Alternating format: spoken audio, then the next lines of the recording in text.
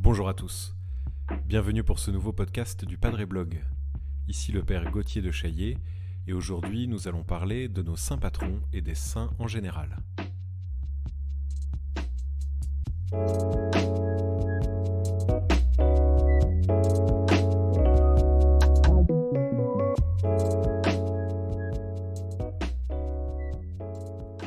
Alors j'ai souvent entendu des critiques à propos de l'Église catholique sur le culte des saints. Souvent j'ai entendu la critique du polythéisme, de l'idolâtrie. On nous reproche d'avoir une espèce de panthéon et d'avoir des espèces de dieux au ciel auxquels on se référerait et qui seraient comme des écrans pour nous connecter directement à Dieu. Et puis souvent il y a cette critique de la légende autour des saints qui fait que ce sont finalement des figures imaginées, des figures tellement imagées qu'elles deviennent imaginaires. Surchargées d'une espèce de poids mythologique qui les rend fragiles en fait. Alors, je voudrais réfléchir avec vous sur ce que c'est que la sainteté, sur ce que sont les saints et pour commencer sur ce qu'ils ne sont pas. Les saints ne sont donc pas des dieux. Ce ne sont pas comme des figures mythologiques insaisissables ou des facettes du divin qui seraient au ciel depuis toujours et pour toujours, comme des archétypes. Les saints et les saintes sont des personnes qui ont vécu une vraie vie et dont l'Église considère, à l'aune de l'étude de leur vie, qu'ils sont réellement auprès de Dieu. Depuis le début de l'Église, on a toujours eu des saints et ils ont toujours été des personnes réelles, des personnes qui ont vécu une histoire et dont les survivants pouvaient témoigner. Donc, en aucun cas, on ne peut considérer que l'Église serait polythéiste en ayant au ciel des intercesseurs comme sont les saints pour elle. Une deuxième chose que ne sont pas les saints, ce seraient des gens parfaits.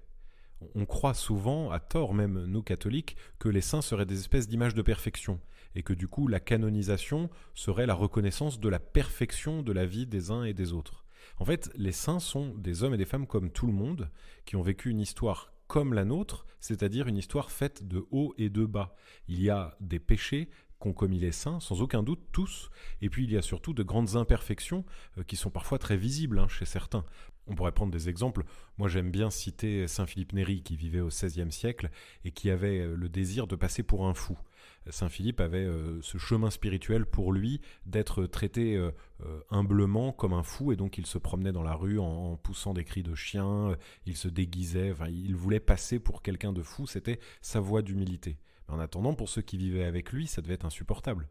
De la même manière, l'austérité de saint Ignace de Loyola ne devait pas être rigolote tous les jours. Ou bien saint Jérôme au 5e siècle qui piquait des colères légendaires et qu'on avait mis à l'écart dans une grotte pour qu'il aille y traduire la Bible parce qu'ainsi il évitait d'épuiser les autres. Donc vous voyez, les saints n'étaient pas des gens parfaits, et puis on pourrait en citer plein d'autres. Sainte Thérèse de Lisieux et son caractère très difficile et tant d'autres, on en a tous en tête. Mais la clé, c'est de voir que les saints ne sont en aucun cas des gens irréprochables ou absolument parfaits.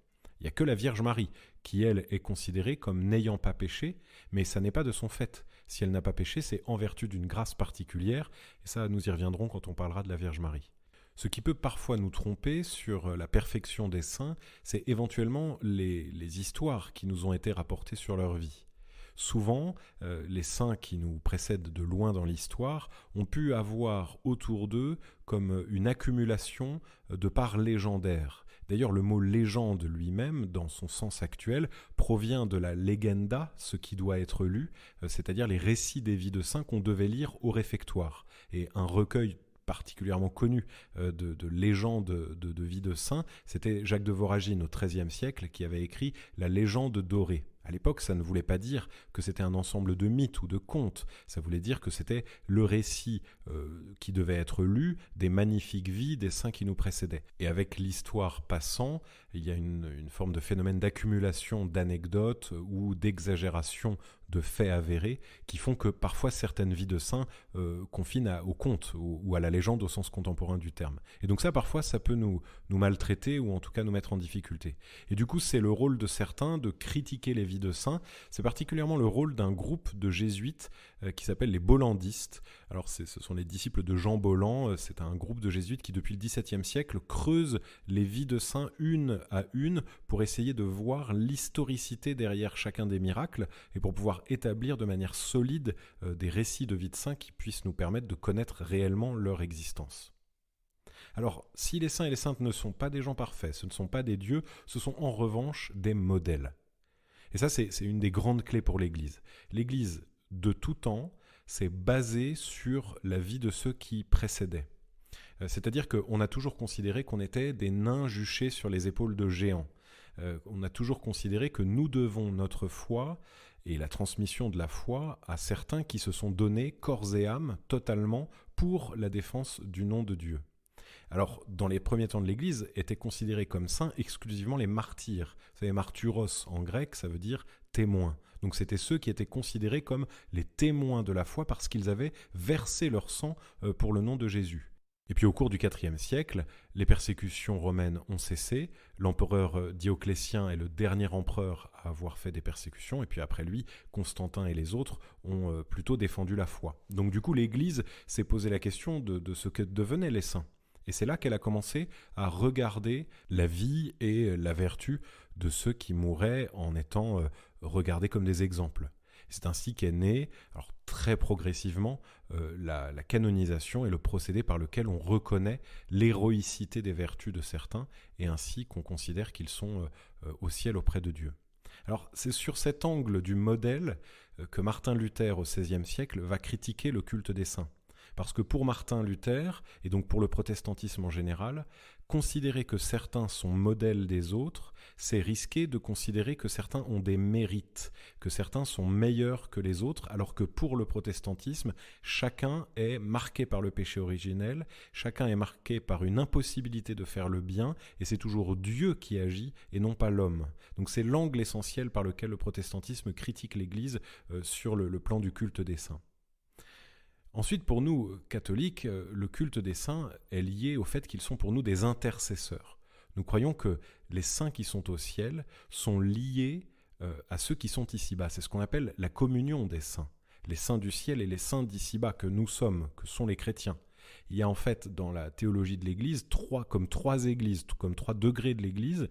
L'Église militante, qui est notre Église à nous ici-bas, l'Église militante qui milite, qui lutte, qui combat pour la foi dans le quotidien de notre chemin de volonté de résister à la tentation et d'essayer de faire le bien. Ensuite, elle est liée à l'Église qu'on appelle souffrante, qui est l'Église qui au purgatoire est dans l'attente d'être en contemplation plénière de Dieu. Et puis ces deux églises sont liées à l'Église qu'on appelle triomphante, l'Église parvenue à l'exultation des élus, ceux qui sont auprès de Dieu pour l'éternité. Et donc, on considère que ceux qui sont dans l'Église triomphante, c'est-à-dire ceux qui sont déjà auprès de Dieu, restent liés à ceux qui sont ici-bas. Parce que, précisément, ils ont vécu une histoire, ils ont une histoire en commun avec la nôtre, qui fait qu'ils sont liés à nous et qu'ils sont intercesseurs pour nous auprès de Dieu, du fait de leur familiarité avec nos histoires. Et donc c'est pour ça que certains vont être invoqués pour telle ou telle, entre guillemets, spécialité, parce qu'ils ont vécu telle ou telle épreuve qui va faire que, eh bien, on va les lier à ceux qui vivent les mêmes épreuves ici-bas. Par exemple, on cite toujours l'exemple très connu de saint Antoine de Padoue, qui est celui qui aide les personnes à retrouver des objets perdus, parce que saint Antoine de Padoue avait retrouvé des manuscrits extrêmement précieux dans une grotte, et du coup il avait rendu la joie à ceux qui les avaient perdus, et de la même manière, d'autres saints sont invoqués pour des spécialités liées à leur existence.